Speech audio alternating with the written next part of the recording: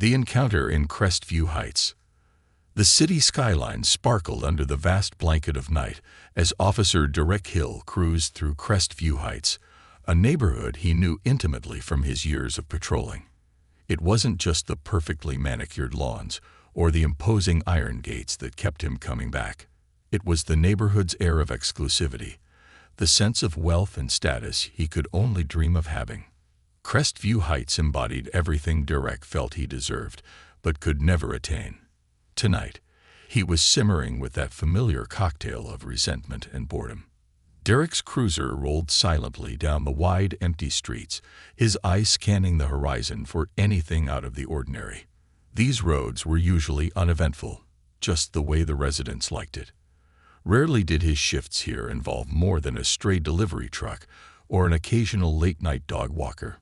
Yet Derek found satisfaction in his authority, however mundane it seemed. He relished the small power plays, even if it was just enforcing parking rules or warning the occasional outsider to move along. As his headlights swept around a bend, they illuminated a sleek, black luxury sedan pulled over under a flickering street lamp. His pulse quickened. The car was immaculate, the type only a select few could afford, and it didn't belong on the side of the road in Crestview. Derek's lips curled into a tight smile. He slowed his cruiser, rolling closer to the scene, savoring the potential for action. Stepping out of the sedan was a tall black woman, poised and impeccably dressed. Even in the dim glow of the streetlight, she exuded elegance, her tailored suit and understated jewelry hinting at affluence. She moved with deliberate composure, inspecting the front passenger side tire with calm precision. She appeared unhurried, her posture speaking of quiet confidence. To Derek, it looked like a challenge. A woman like her, alone on his beat, acting as if she belonged. He muttered under his breath, "What do we have here?" He clicked on his cruiser's lights, their red and blue beams cutting through the darkness. The woman turned toward the approaching patrol car, her expression unreadable. Derek noted her steady gaze, her lack of surprise. This wasn't the reaction he'd expected. Most people would look nervous or at least apologetic when faced with authority, but she stood firm, waiting. Derek stepped out of the car, adjusting his belt and letting his hand rest near his holster, an automatic gesture meant to convey authority. His boots clacked against the pavement as he approached, his pace deliberate, his eyes narrowing as they locked onto her. He cleared his throat before speaking, his voice clipped but loud enough to echo slightly in the stillness of the night. "Evening, man," he said, his tone laced with polite suspicion. "Mind telling me what you're doing out here this late?" The woman, undeterred by his scrutinizing gaze, gestured toward her car with a small sigh. "I have a flat tire," she said evenly. "I was about to call for assistance." Her calm, matter-of-fact tone caught Derek off guard. She didn't offer excuses or stumble over words like he was used to. Instead, she exuded an aura of self-assurance that immediately rubbed him the wrong way. "Flat tire, huh?" he repeated, skepticism dripping from his voice. "Funny. People around here don't usually break down. They have someone on call for that sort of thing. You sure you're not just lingering?" The woman raised an eyebrow, unimpressed by his veiled accusation. "Officer, I live here. Crestview Heights, Lot 18. I was on my way home when I realized I had a flat." Her words stopped Derek cold. For a brief moment, he didn't know how to respond. A black woman, claiming to live in Crestview Heights. His eyes darted over her expensive suit and the pristine car. It didn't add up in his mind. He felt his defenses rise, his instinct telling him something was off. "Is that so?" he said, his tone hardening. "Well, if that's true, you won't mind showing me some ID, will you?" The woman's shoulders squared slightly as she reached into her bag and pulled out a slim wallet. She handed him her driver's license without hesitation, her expression unreadable. Derek examined it under the beam of his flashlight, noting the crisp address etched onto the card. Crestview Heights, Lot 18. Her name, Ava Sinclair, was printed in elegant black letters. The name rang a faint bell in his memory. but he couldn't quite place it. "Everything seems in order," he said curtly, handing the ID back. But he didn't step away. Instead, he lingered, his suspicions gnawing at him. "Still kind of strange, isn't it? A woman like you, out here on her own, in a car like that. Looks more like you're casing the place than heading home." Ava's calm demeanor finally cracked, her lips pressing into a thin line. She tucked her ID back into her wallet and looked up at him with a sharp gaze. "Officer, I've told you who I am and where I live. I'm not sure what else you're looking for, but unless you're planning to help me with the tire, I'd appreciate it if you'd let me handle my business." Her tone was firm, her words clear. But instead of diffusing the situation, they only fueled Derek's irritation. He felt his authority slipping through his fingers, her composure a stark contrast to the deference he was accustomed to. "Now, hold on," he snapped, stepping closer. "I'm just doing my job here, making sure everything checks out. There's no need to get defensive." Ava sighed, clearly exasperated. "Defensive? Officer, I've been nothing but cooperative. If there's an issue, perhaps you can explain it to me. Otherwise, I'd like to get back to fixing my tire." Her words stung, not because they were rude, but because they were precise. Derek felt cornered, his frustration mounting. He couldn't quite put his finger on it, but something about her calm defiance unsettled him. She wasn't afraid, and that made him feel powerless. As he stood there, struggling to regain control of the interaction, a subtle sound caught both their attention. The soft hum of an engine approached from the distance, headlights appearing at the edge of the street. Derek instinctively turned toward the sound, his hand still resting near his holster. Ava, too, glanced down the road, her expression unreadable, but no longer focused solely on Derek. The approaching vehicle slowed as it neared, its lights casting a glow across the scene. Derek squinted, trying to make out the car's shape. It was another luxury sedan, this one with tinted windows and an unmistakable air of importance. For a moment, Derek wondered who it could be. A neighbor, a friend of the woman, or perhaps someone who would make the situation even more complicated. Ava straightened her posture, her eyes fixed on the approaching car. Derek's stomach churned with a mix of irritation and unease. Something told him that whoever was in that vehicle was about to change the course of his night, and not in his favor. Unveiling power. As the luxury car slowed to a halt, its tinted windows reflecting the ambient glow of the street lamp, Derek felt an unexplainable tension creep up his spine. He squared his shoulders, instinctively preparing for what he assumed would be a neighbor or passerby curious about the commotion. The driver's side door opened smoothly, revealing a tall man in a sharp gray suit, his movements precise and deliberate. Everything about him, from his tailored attire to his polished shoes, screamed wealth and influence. The man stepped out with an air of calm authority that rivaled Ava's. He adjusted his jacket with a practiced ease and turned his gaze toward the scene. His eyes, a piercing, intelligent gray, swept from Ava to Derek, taking in every detail of the situation with a subtle narrowing of his brows. Derek's hand, still hovering near his holster, twitched reflexively. "Good evening," the man said, his voice low and steady, carrying the weight of someone who expected to be listened to. He directed his attention toward Ava first, his tone softening. "Ms. Sinclair, are you all right?" Ava offered a small smile, though her eyes betrayed a flicker of irritation. "I'm fine, Mr. Cartwright. Just dealing with a flat tire and a thorough line of questioning." Cartwright's lips pressed into a thin line as he shifted his attention to Derek. The officer felt a jolt of unease as the man's gaze fixed on him, cool and appraising. "Officer," Cartwright said, his tone neutral but laced with an undercurrent of challenge, "is there an issue here?" Derek cleared his throat, adopting what he hoped was a commanding stance. "Just ensuring everything is on the level, sir. This isn't exactly a public area, and we like to keep things secure around here." Cartwright tilted his head slightly, his expression unchanging. I see. And Ms. Sinclair, did she fail to meet your criteria for belonging? Derek bristled at the veiled accusation. No, sir. She presented her ID and claimed she lives here, but I have to be thorough. You understand.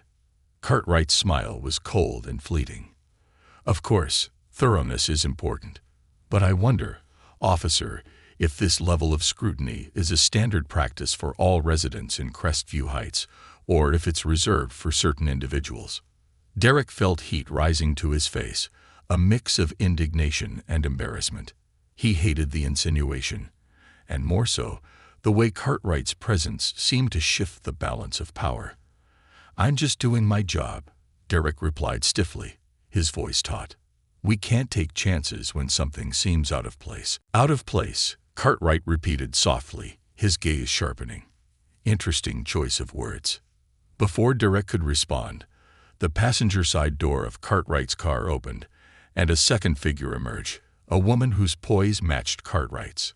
She was elegant, with dark hair swept into a sleek bun, and wearing a navy blue dress that shimmered under the streetlight. As she stepped closer, Derek noticed her calculating gaze, one that seemed to see straight through him. Is there a problem, darling? She asked, addressing Cartwright while her eyes flicked briefly to Derek and Ava. Nothing we can't resolve, Cartwright replied smoothly. He gestured toward Ava. It seems Ms. Sinclair was unlucky enough to cross paths with a particularly vigilant officer while handling a flat tire.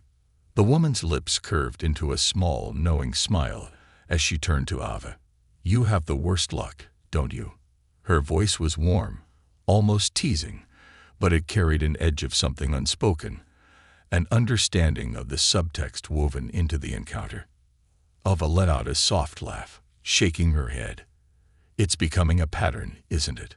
Derek's patience was wearing thin. The casual camaraderie between the trio grated on him, making him feel increasingly like an outsider in a situation he was supposed to control. Look, he snapped, if everyone here lives in Crestview Heights, then there's no issue. But it's my duty to ensure. To ensure what exactly? Cartwright interrupted, his tone sharpening just enough to make Derek falter. That no one disrupts the delicate balance of this neighborhood. Or is it something else entirely? Derek clenched his jaw, his frustration boiling over. Listen, sir, I don't appreciate being questioned about how I do my job. And I don't appreciate seeing a neighbor of mine treated with unnecessary suspicion. Cartwright shot back, his calm demeanor giving way to a steely resolve, especially when that neighbor happens to be Ava Sinclair. The name landed like a hammer, the weight of its significance hitting Derek all at once. Sinclair. He'd heard the name before, though it hadn't registered in the heat of the moment. Ava Sinclair wasn't just any resident of Crestview Heights. She was a titan in the business world, a billionaire known for her groundbreaking ventures in technology and philanthropy. Her name was synonymous with power and influence, far eclipsing anything Derek had ever encountered. Derek's mouth went dry as the pieces clicked into place. This wasn't just a wealthy woman with a nice car. This was someone who could turn his world upside down with a single phone call. I wasn't aware, Derek stammered, his earlier bravado crumbling. I didn't recognize. Perhaps that's the problem. Cartwright interjected smoothly. You didn't recognize her, so you assumed she didn't belong. A dangerous assumption, wouldn't you agree? Ava stepped forward then, her gaze locking onto Derek's. For the first time, her calm facade showed a crack, a flicker of something deeper. Anger, exhaustion, perhaps both. Officer Hill, she said, her voice steady but laced with steel. I've spent my life working twice as hard to prove that I belong in spaces like this. I've earned my place here, just as much as anyone else. I don't need your permission to exist on this street or anywhere else. Her words hung in the air, heavy and undeniable. Derek opened his mouth to respond, but no words came. He felt the weight of his misjudgment pressing down on him, suffocating the remnants of his authority. The woman who had arrived with Cartwright stepped forward, her expression softening as she turned to Ava. Come on, Ava, she said gently. Let's get you home. I'll have someone take care of the tire. Ava hesitated for a moment before nodding. Thank you, Emily. As the group moved to leave, Derek stood rooted in place, his mind racing. He'd thought he was enforcing order, protecting the sanctity of Crestview Heights. But now he realized he'd been protecting something far more insidious. His own prejudice, his own insecurity. And he'd done it under the glaring eyes of people who could destroy him with a single statement. Cartwright paused as he opened the door to his car, turning back to Derek one last time. Officer, he said, his voice calm but unyielding, I suggest you think carefully about the assumptions you make in the future. They could cost you more than you realize. With that, he slipped into the car, and the engine hummed to life. As the vehicle disappeared into the night, Derek was left alone under the flickering street lamp, his thoughts swirling in the silence. Consequences and confrontations. The night grew colder as Officer Derek Hill stood motionless under the flickering street lamp, the once still neighborhood now feeling ominously quiet. Ava Sinclair, Cartwright, and the enigmatic Emily had disappeared into the shadowed expanse of Crestview Heights, leaving Derek with his racing thoughts and a gnawing sense of unease. For years, Derek had prided himself on his instincts, the ability to size up a situation and act decisively. But tonight, his instincts had betrayed him, or perhaps revealed something about himself he wasn't ready to confront. The bitter taste of regret lingered as he climbed back into his cruiser, his fingers gripping the steering wheel tighter than necessary. As he drove away, his mind churned.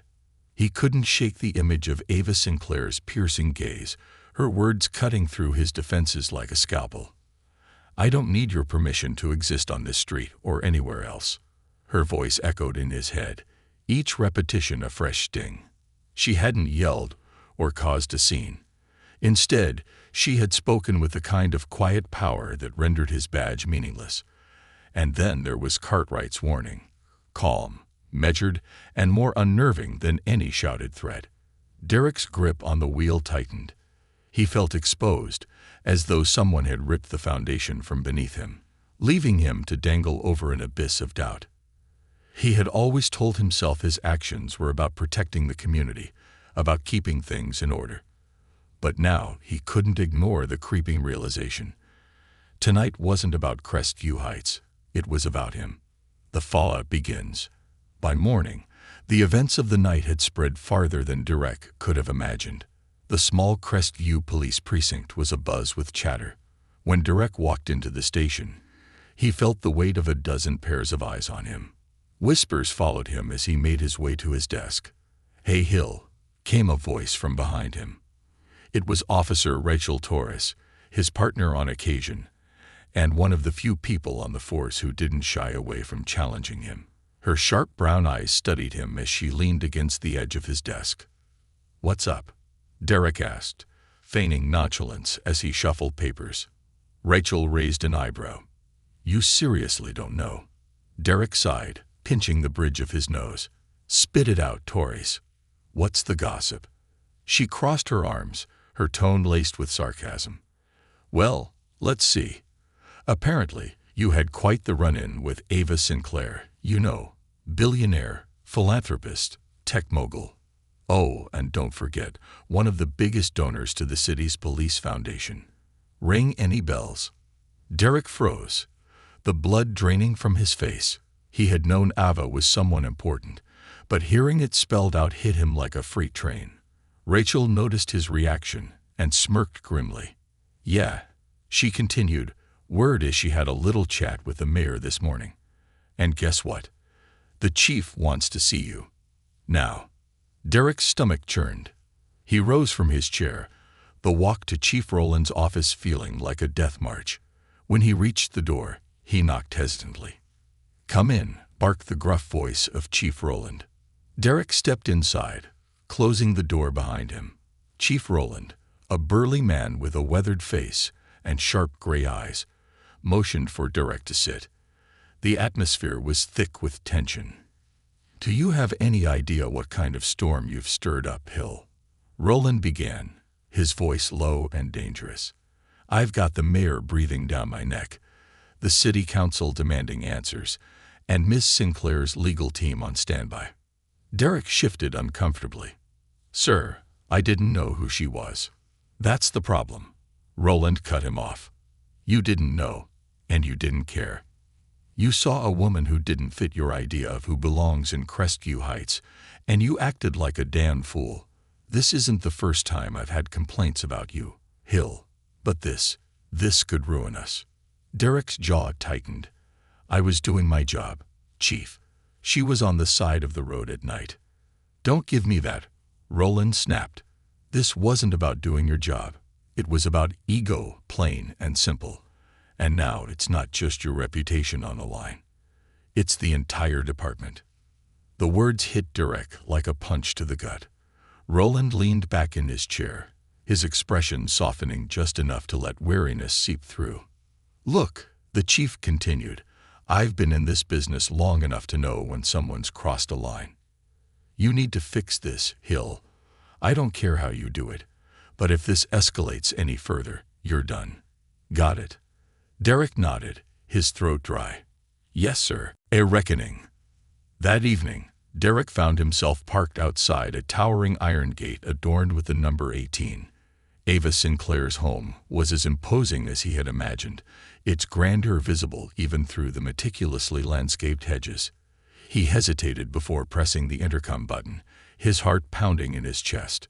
A smooth, automated voice greeted him. "State your name and business." Derek cleared his throat.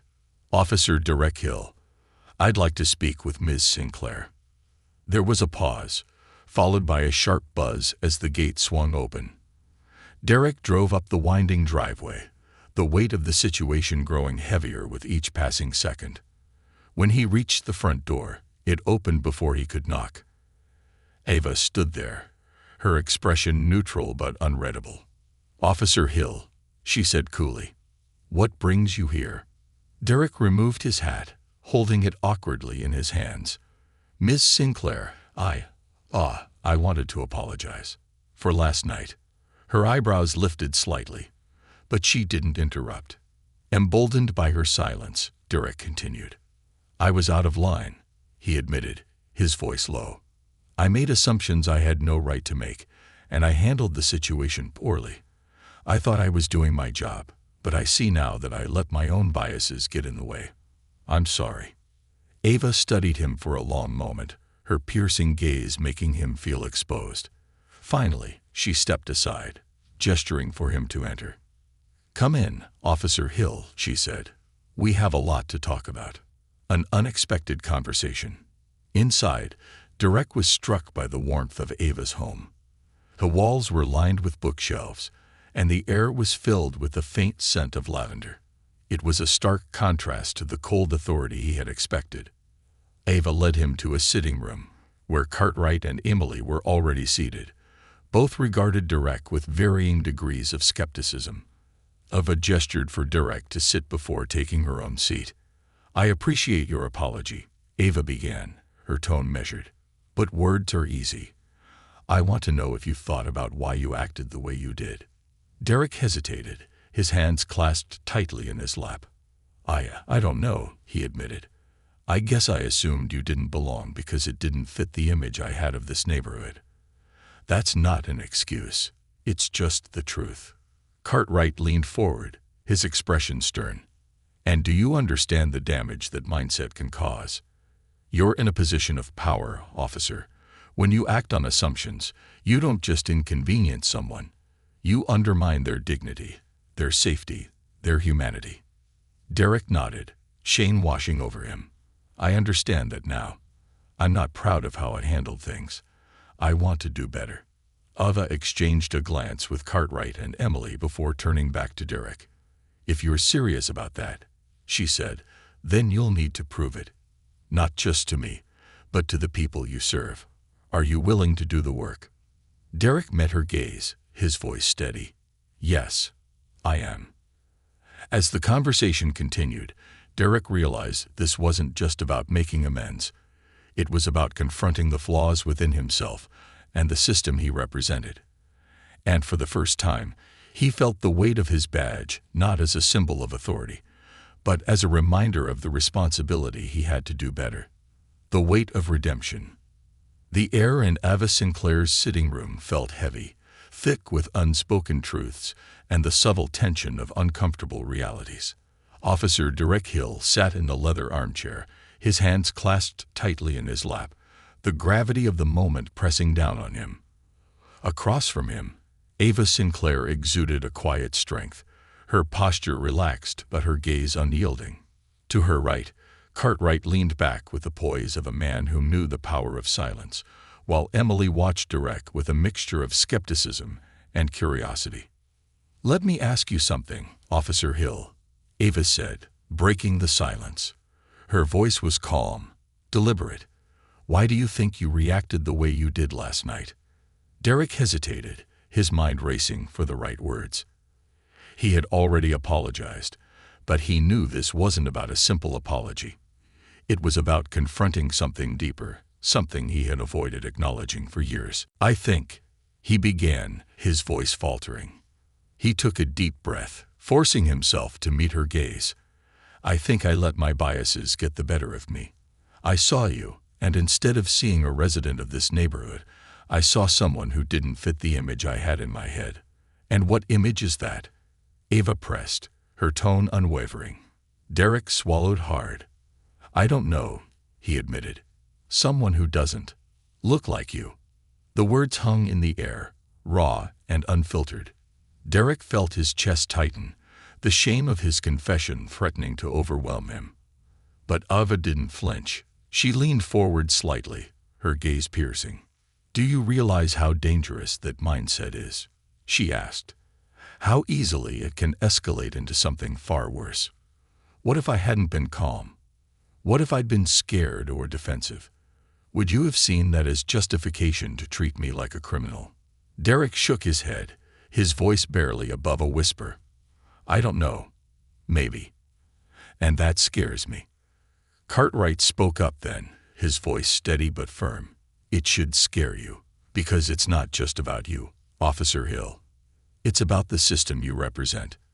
When people like Ava are treated as suspects in their own neighborhoods, it sends a message. And that message isn't about safety or justice. It's about exclusion." Derek nodded, his throat dry. He wanted to argue, to defend himself, but he knew they were right. The system he had sworn to uphold was flawed, and he had become a part of that flaw, whether he intended to or not. Ava's story. Ava leaned back in her chair, her expression softening just enough to reveal a trace of vulnerability. "You know, Officer Hill, I wasn't always Ava Sinclair, the billionaire," she said, her voice quieter now. "I grew up in a neighborhood where the police weren't protectors. They were enforcers. They didn't see us as people. They saw us as problems waiting to happen. I can't tell you how many times I was stopped on my way home, asked what I was doing, where I was going, as if I didn't belong." Derek listened intently, the weight of her words sinking into him like stones. Ava continued, her tone steady, but filled with a quiet strength. "When I started my company, I told myself I would work so hard, achieve so much, that no one could ever question whether I belonged. And yet, here I am, decades later, standing on the side of the road in my own neighborhood, having to prove myself to you." Derek felt a lump form in his throat. He had heard stories like this before, but hearing it from Ava, sitting in her home, made it feel painfully real. "I didn't think about that," he admitted. "I just saw what I thought didn't fit." "That's the problem," Emily interjected, her voice cool but not unkind. "You didn't think. You assumed, and that assumption wasn't based on facts. It was based on a narrative you've been taught to believe." The challenge. Ava sat forward, her expression firm once more. "The question now is, what are you going to do about it?" Derek blinked, unsure of how to respond. I want to change," he said finally. "I don't want to be the kind of officer who makes people feel unsafe, but I don't know where to start." Cartwright leaned forward, his fingers steepled. "Acknowledging the problem is a start, but it's not enough. Change requires action. It means challenging your own biases, educating yourself, and holding yourself accountable. And it means listening, Ava added, not just to people like me, but to the communities you serve. The ones who don't look like you, who don't live in neighborhoods like Crestview Heights. They're the ones who bear the brunt of these assumptions every day. Derek nodded, his mind racing. He felt overwhelmed, but also determined. What do you suggest I do? Emily exchanged a glance with Ava before speaking. For starters, take a hard look at the policies and culture within your department. How are officers trained to interact with people? Are they taught to see the humanity in everyone they encounter, or just to enforce rules? And beyond that, Ava said, educate yourself. Learn about the history of policing in this country, the systemic issues that contribute to these biases. It won't be easy, and it won't happen overnight. But if you're serious about change, you have to commit to the work. A personal commitment. Derek left Ava's home that night feeling equal parts humbled and determined. As he drove back to the precinct, he replayed their words in his mind, each one a call to action. He knew the road ahead would be difficult, but for the first time, he felt a glimmer of hope. The following day, Derek took the first step toward making amends. He requested to attend training programs on bias and community policing, programs he had once dismissed as unnecessary. He started reading books and articles about systemic racism, about the history of policing, and about the lived experiences of people like Ava. He also began reaching out to community leaders, asking to participate in discussions about improving police-community relations. It wasn't easy. Many were skeptical of his intentions, and some outright refused to engage with him. But Derek persisted, determined to earn their trust. An unlikely ally. Several weeks later, Derek found himself back at Ava's door, this time as a guest rather than a penitent. Ava greeted him with a small smile, her demeanor warmer than before. They sat in the same sitting room, but the atmosphere was different, less tense, more open. I wanted to thank you, Derek said, his voice earnest, for calling me out, for challenging me. It's been a tough few weeks, but it's also been eye-opening. Ava nodded, her expression thoughtful. Change is never easy, Officer Hill, but it's necessary. And if you're serious about making a difference, I'm willing to help. Derek felt a surge of gratitude. He knew he still had a long way to go, but with Ava's guidance, he felt ready to face the challenges ahead.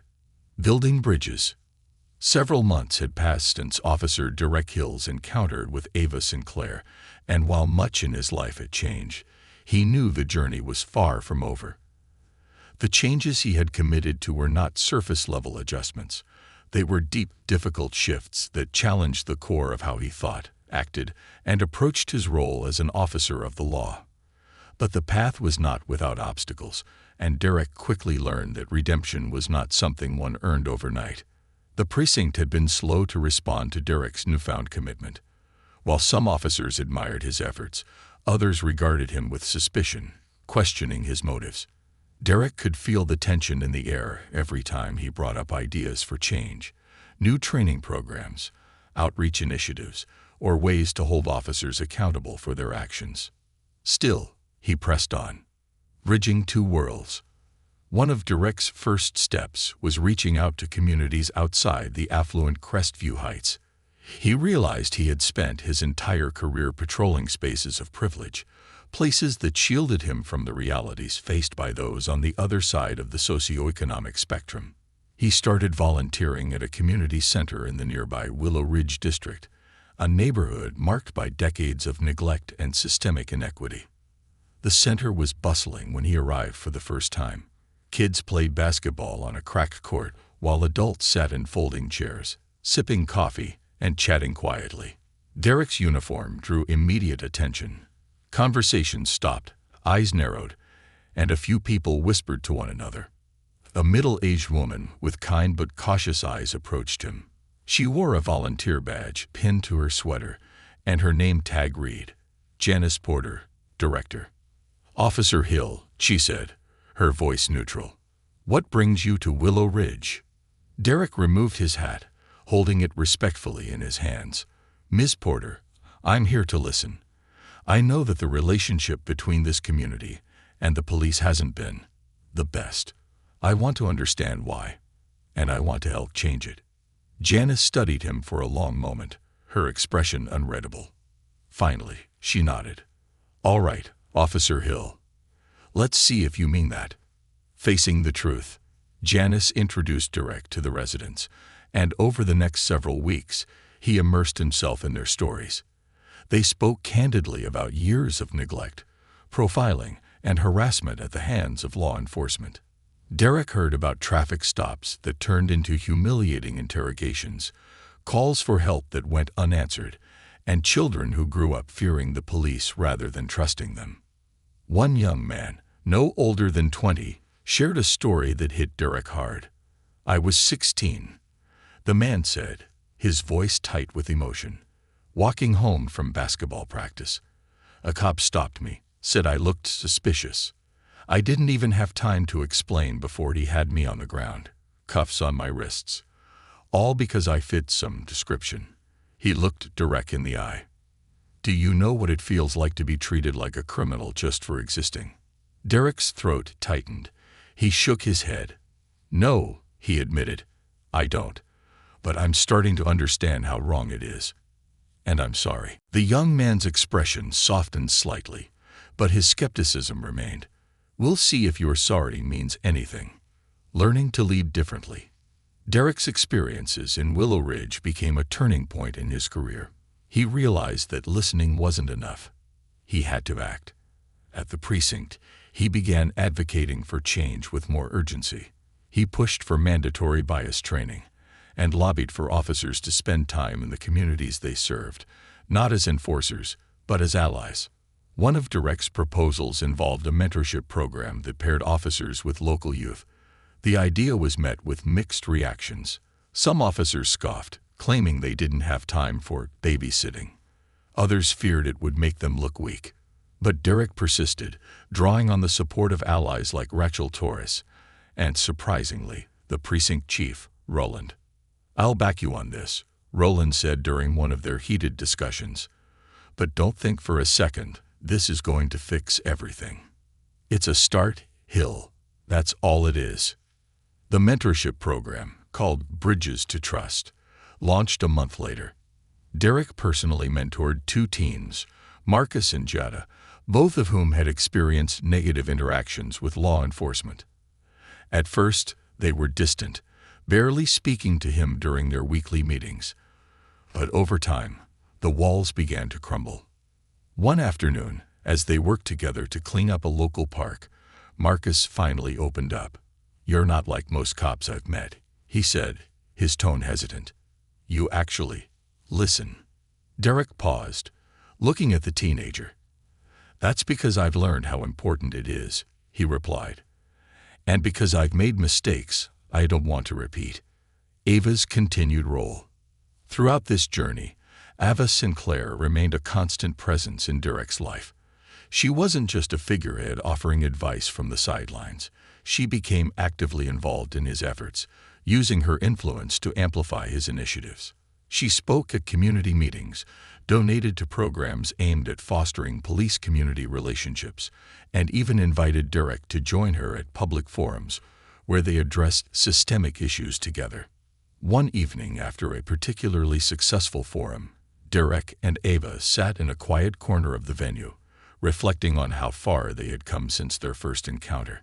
"You've changed, Officer Hill," Ava said, a small smile playing on her lips. "But the real question is, do you feel it?" Derek thought for a moment before answering. "I do. But I also know I still have a long way to go, and I'm okay with that." Ava nodded, her expression thoughtful. "The work never ends, Derek, but the fact that you're willing to do it, that makes all the difference." A shift in the system. As Derek's efforts gained momentum, the ripple effects began to show. The mentorship program grew, the precinct's relationship with Willow Ridge improved, and even some of Derek's most skeptical colleagues began to reconsider their approach. The shift wasn't dramatic, but it was real. A slow, steady change that gave Derek hope for the future. But with progress came challenges.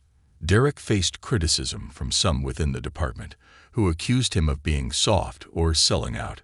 He also struggled with the emotional toll of confronting his own past actions, often lying awake at night replaying the faces of those he had wronged. Through it all, Ava remained a mentor and ally, reminding him that growth was never linear. "There will always be setbacks," she told him one evening. "But the important thing is that you don't stop moving forward." A new beginning. Months turned into a year, and Derek's transformation was undeniable. He had gone from a man who wielded his authority as a weapon to someone who used it as a tool for change. He wasn't perfect, and he never would be. But he had learned to embrace the discomfort of growth, to face his flaws head-on, and to listen with humility. One day, as he stood in the middle of a bustling community event in Willow Ridge, a joint effort between residents and the police, Derek felt something he hadn't in years: pride. Not in himself, but in the people around him, in the connections they were building, and in the hope that real change was possible. As he watched Marcus and Jada laugh with their peers, Ava approached him, her eyes sparkling with quiet satisfaction. "You've come a long way, Officer Hill," she said. Derek nodded, his gaze fixed on the scene before him. "We all have, and we got a long way to go." Ava smiled. "That's the truth. But at least now, we're moving in the right direction." The ripple effect. A full year after the fateful night in Crestview Heights, Officer Derek Hill stood in a place he never imagined he'd find himself, on a stage at a citywide community forum. The large conference room buzzed with energy, packed with citizens from every corner of the city, law enforcement officers, activists, and local leaders. The event, titled Building Bridges, a new era of community and police collaboration, was Ava Sinclair's brainchild, and Derek had reluctantly agreed to speak. As he adjusted the microphone, scanning the faces in the crowd, he caught sight of Ava sitting in the front row. She gave him a subtle nod, her expression calm but encouraging. Next to her sat Marcus and Jada, the two teens he had mentored through the Bridges to Trust program, along with Janice Porter from the Willow Ridge Community Center. Their presence gave him the courage to begin. Owning the past. "Good evening," Derek said, his voice steady but low. "My name is Officer Derek Hill, and I've been a member of the Crestview Police Department for over 10 years. A year ago, if you had told me I'd be standing here today, speaking to you about change, growth, and accountability, I wouldn't have believed you." He paused, taking a deep breath. "Because a year ago, I was part of the problem." A murmur rippled through the crowd, but Derek pressed on. "A year ago, I let my assumptions and biases dictate how I did my job.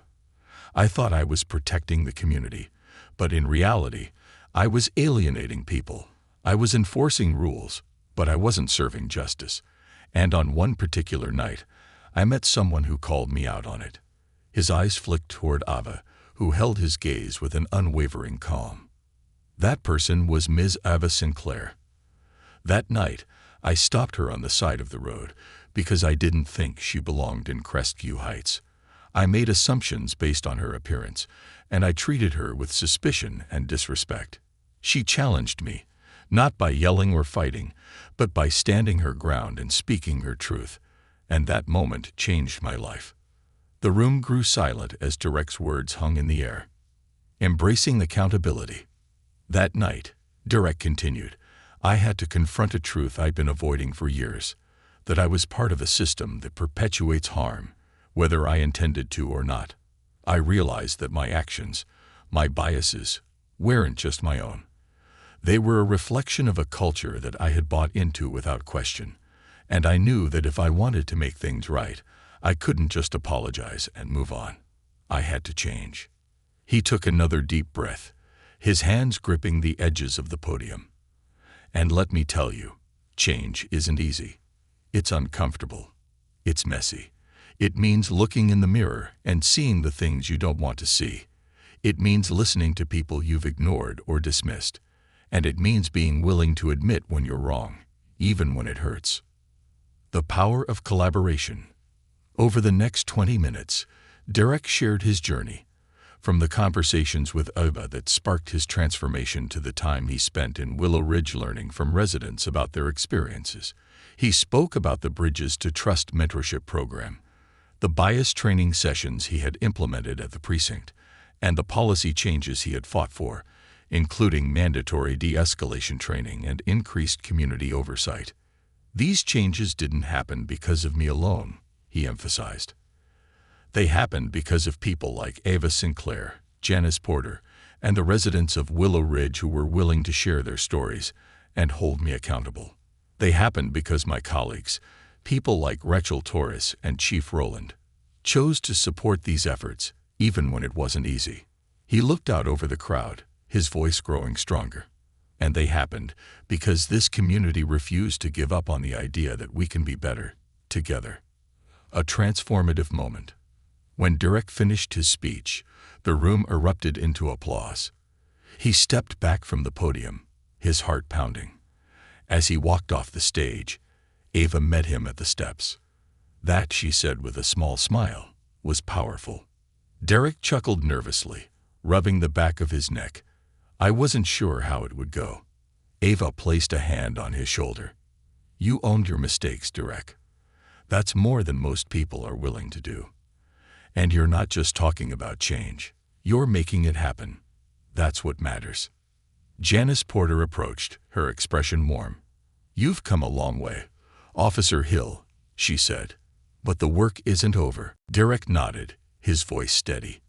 I know, and I'm ready for it. The ripple effect. As the forum ended, Derek walked through the crowd, shaking hands and exchanging words with attendees.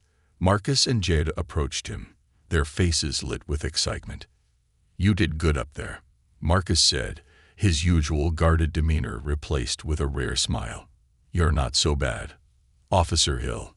Derek laughed, feeling a surge of gratitude. Thanks, Marcus. That means a lot. Jada chimed in, her tone teasing. Don't let it go to your head. You've still got work to do. Derek smiled. Always. As he watched the crowd disperse, Derek felt a deep sense of purpose. The changes he had fought for were just the beginning. He knew there would be setbacks, resistance, and moments of doubt. But he also knew he wasn't alone in this fight. He had allies, mentors, and a growing community of people who believed in the possibility of a better future, a vision for the future. Late that evening, as Derek sat alone in his modest apartment, he reflected on how far he had come. The anger and resentment that once fueled him had been replaced with a sense of responsibility, a commitment to being the kind of officer his community needed. He picked up his phone and drafted a message to Ava. Thank you for everything. I wouldn't be here without you. A moment later, her reply came through. You're here because you chose to change, Derek. Keep going. The world needs more people willing to do the work. Derek set his phone down, a small smile playing on his lips. He didn't know what the future held, but for the first time, he felt ready to face it, with humility, determination, and an unwavering belief that change was possible.